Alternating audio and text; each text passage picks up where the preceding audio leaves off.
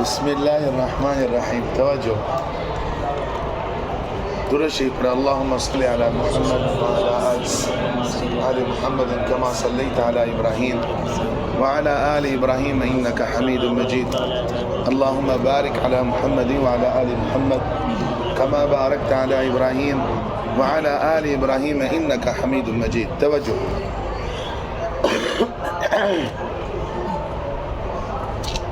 لمحہ نمبر 1 میں حضرت تھانوی رحمۃ اللہ علیہ نے تجوید کی تعریف کو بیان فرمایا تھا. کیا بیان فرمایا تھا؟ تجوید کی تعریف. تجوید کس کو کہتے ہیں؟ لمحہ نمبر 2 میں حضرت تھانوی رحمۃ اللہ علیہ نے تجوید کا جو الٹ ہے اس کو بیان فرمایا تاکہ تجوید کی تعریف واضح ہو جائے.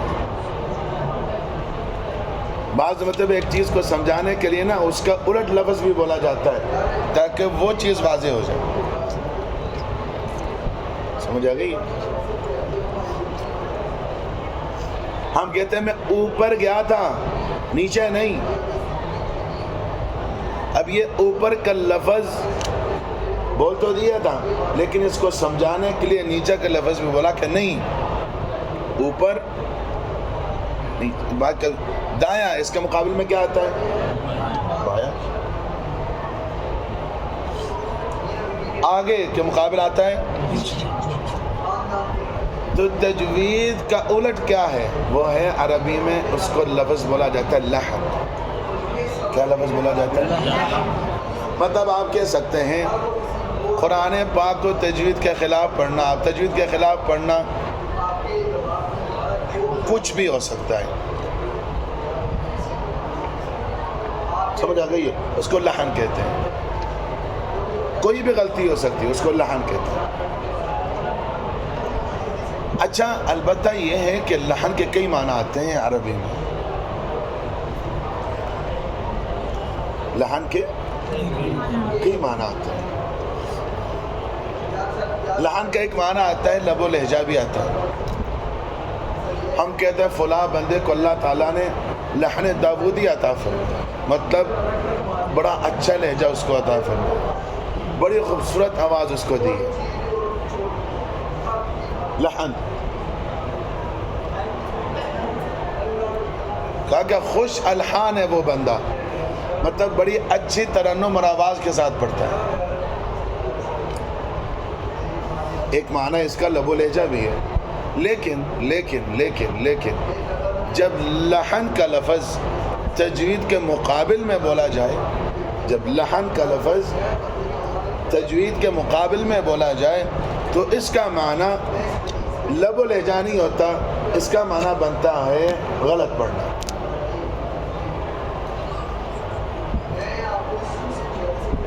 سمجھ آ گئی؟ سمجھ آ گئی؟ جب لحن اکیلا بولا جائے گا اس کے ساتھ تجوید کا کوئی تعلق نہیں ہوگا تو اس کا معنی ہوگا لب و لہجہ. لیکن جب لفظ کا لفظ تجوید بولا جائے اس کے مقابل میں لفظ لحن لایا جائے تو لحن کا معنی بن جاتا ہے اس کا الٹ. تو تجوید کا معنی کیا تھا؟ قرآن پاک کو صحیح پڑھنا, اور لحن کا معنی قرآن پاک کو غلط پڑھنا.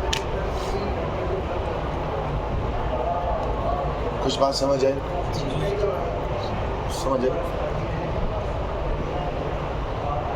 تو لحن کی 2 قسمیں ہیں. وہ لحن جو تجوید کے مقابل میں ہے.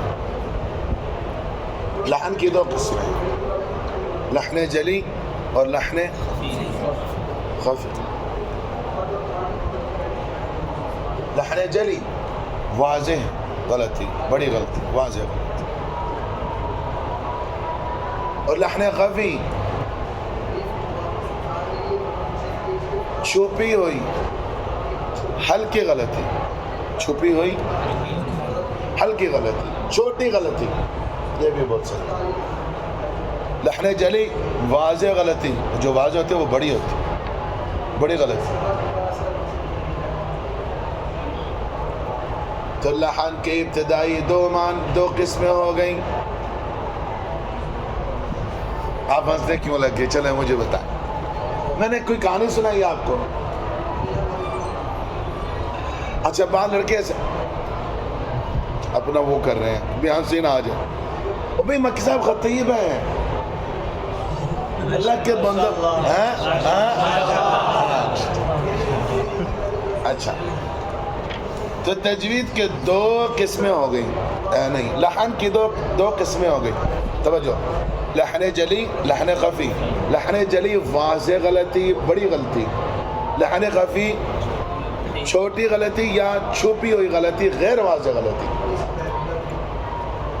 توجہ، اب لحن جلی کی 4 قسمیں ہیں، یا آپ کہہ سکتے ہیں لحن جلی 4 طرح کی غلطیوں کو کہا جا سکتا ہے.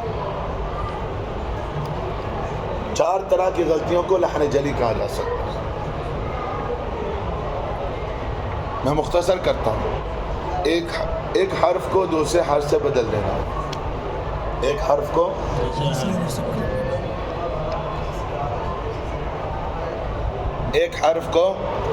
دوسرے حرف سے بدل دینا. ہا کی جگہ ہا پڑھنا، ذال کی جگہ زا پڑھنا. سن استاد کے سامنے ایسے نہیں بیٹھتا. با ادب بنو، با ادب با نصیب. جس بندے کے اندر ادب ہوگا اس کی قسمت اچھی ہوگی، اس کو اللہ علم بھی دے گا. چلو پھر کبھی بات کریں. تو لحن جلی کی پہلی غلطی، نمبر 1، ایک حرف کی جگہ دوسرا حرف بدلنا. اس کو عربی میں کہتے ہیں تبدیل الحرف بالحرف یا ابدال الحرف بالحرف. اردو میں ہم یہ بھی کہتے ہیں تبدیل حرف بالحرف. ایک حرف کو دوسرے حرف سے بدل دینا. الحمد کی جگہ الحمد، ہا کی جگہ ہا، ذال کی جگہ زا، سمجھ آ گئی؟ سا کی جگہ سین، صاد کی جگہ سین، وا کی جگہ ضاد، وا کی جگہ زا. سمجھ آ گئی ہے؟ ظاہر کو ظاہر. سمجھ آ گئی؟ یہ غلطی ہے. یہ لحن جلی کی پہلی غلطی ہے. ایک حرف کو دوسرے حرف سے بدل دینا یا ایک حرف کی جگہ دوسرا حرف پڑھ دینا، ایک ہی بات. نمبر 2، کسی حرف کو بڑھا دینا. کوئی حرف کو زائد کر.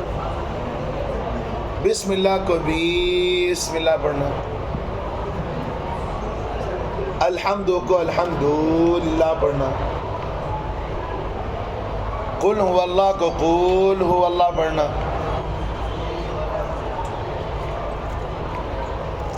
سمجھ آ گئی؟ 2 ہو گئی.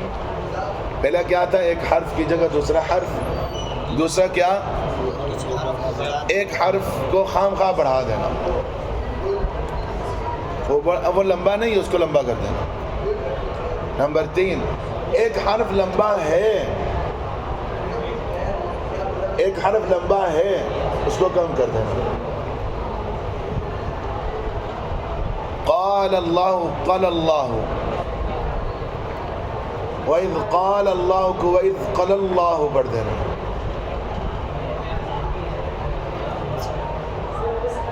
بسم اللہ کو بسم اللہ پڑھ دینا.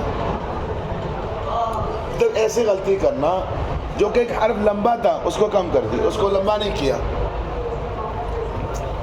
3 طرح کی غلطی ہوگی. نمبر 4،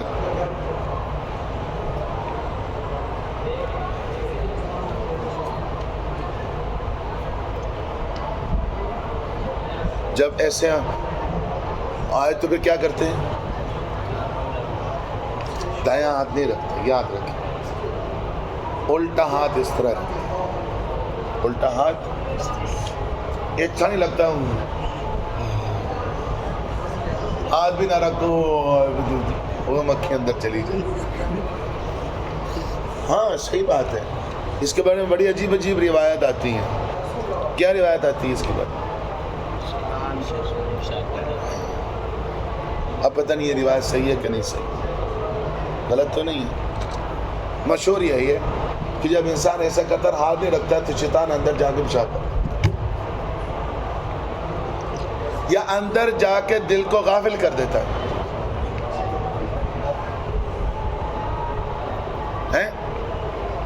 تو طریقہ کیا ہے؟ سنت طریقہ یہ ہے کہ جب آپ نماز کے علاوہ میں ہو اور آپ کو یہ اس کو کیا کہتے ہیں جمع آ جائے تو پھر آپ نے ہاتھ کو ایسے ٹھیک ہو کی بات. لحن جلی کی کتنے قسمیں ہو گئی؟ لحن جلی کی 3 قسمیں ہو گئی. 3 قسمیں ہو گئی.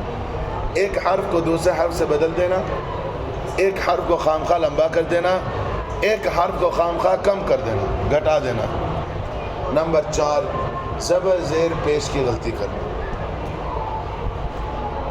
زبر کی جگہ زیر، زیر کی جگہ زبر، یا ساکن تھا اس کو زبر دے دیا، یا زبر تھی اس کو ساکن کر دیا، حرف متحرک تھا اس کو ساکن کر دیا، ساکن کو متحرک کر دیا. یہ زبر زیر پیش اور سکون کی غلطی کو لحن جلی کی 4تھی قسم مانا گیا. سمجھ آ گئی ہے؟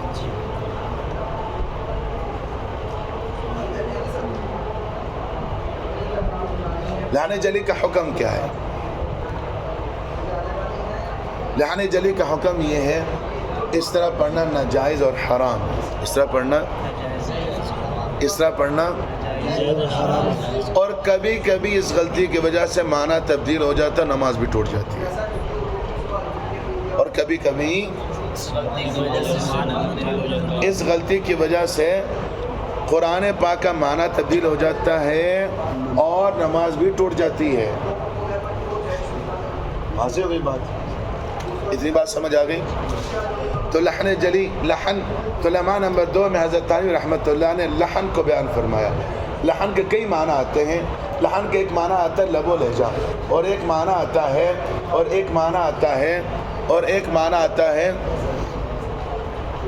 غلط پڑھنا. لیکن جب تجوید کے مقابل میں تب اس کا معنی آتا ہے غلط پڑھنا. سمجھ آ گئی ہے؟ اور تجوید کے مقابل میں جب نہ ہے تو اس کا معنی بنتا ہے لب و لہجہ. یہاں پر تجوید کے مقابل میں وہ کیسے کہ لمحہ نمبر 1 میں تجوید کی تعریف کو بیان فرمایا، لمحہ نمبر 2 میں لحن کو بیان فرمایا. تو یہاں پر لحن کا معنی ہے غلط پڑھنا. سمجھ آ گئی؟ تو پھر لحن کی 2 قسمیں ہیں، لحن جلی، لحن خفی. لحن جلی بڑی اور واضح غلطی، لحن خفی چھوٹی اور غیر واضح غلطی.